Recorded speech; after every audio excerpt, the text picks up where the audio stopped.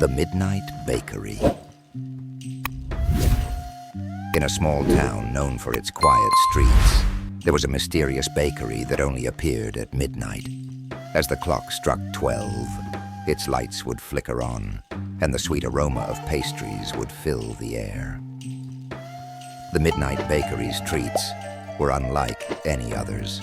They seemed to sparkle with stardust and tasted like unspoken dreams and forgotten memories.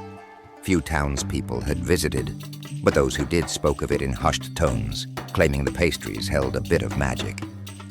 One sleepless night, a boy named Leo wandered the streets, his mind restless. He had heard tales of the Midnight Bakery, but had never seen it himself.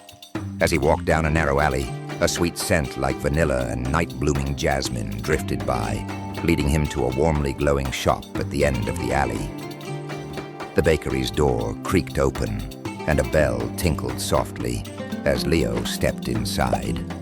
Behind the counter stood an elderly baker with silver hair and a deep purple apron that sparkled like the night sky.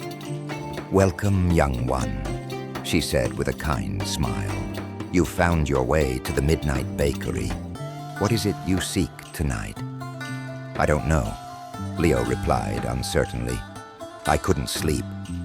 The baker handed him a small pastry with a delicate glaze. "Try this," she said. "It's called a moonlight puff. It's made from restless thoughts and midnight wishes." Leo took a bite, and a wave of calm washed over him. The worries that had kept him awake began to fade, replaced by memories of peaceful nights under the stars with his family. It was as if the pastry had wrapped him in a blanket of comfort. Intrigued, Leo asked, "Who are you? How do you make these things?" The baker chuckled. "I am the keeper of the Midnight Bakery. I bake what people need, even if they don't know they need it. I use ingredients that aren't from this world: stardust, morning dew, even a bit of the moon."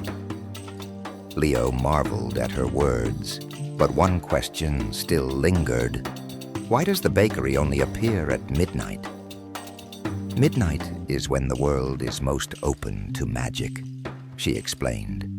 "It's the hour when dreams and reality touch, just for a moment. The bakery appears only to those who need it, and only for as long as they need it." For the next few nights, Leo returned.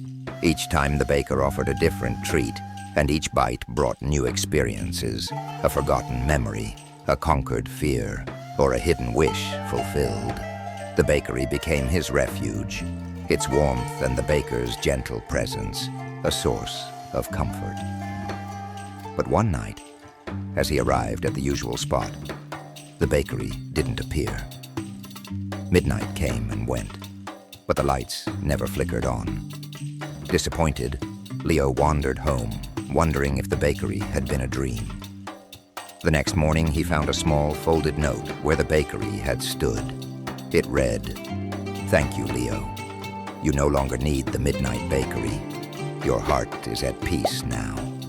But remember, if ever you find yourself in need again, you know where to look."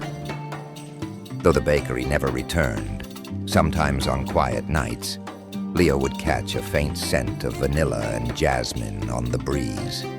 It always brought a smile to his face, a reminder that somewhere, the Midnight Bakery was still there, ready to help the next person find what they needed most.